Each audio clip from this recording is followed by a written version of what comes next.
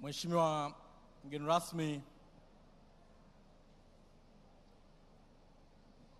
naomba nitumie nafasi hii kwa niaba tena ya mkuu wa mkoa wa Dar es Salaam, lakini pia kwa niaba ya mwenyeji wetu niweze kukukaribisha uweze kuzungumza nasi.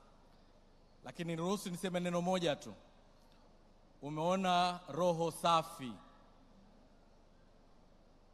ya kijana wako, ndugu yako Nasib, mkurugenzi, mtu mwenye moyo safi.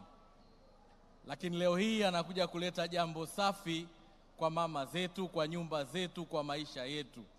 Naomba tumpigie makofi mengi sana. Mheshimiwa mgeni rasmi, nashukuru na mimi nimekuunga mkono kuambatana na wewe. Nimeandika historia. Wajukuu zangu na wao nitasema wakati tunazindua sabuni hii na mimi nilikuwa miongoni mwao na nilimkaribisha mgeni rasmi. Kwa maneno hayo naomba nikukaribishe uweze kuzungumza na sisi. Karibu sana Mheshimiwa mgeni rasmi.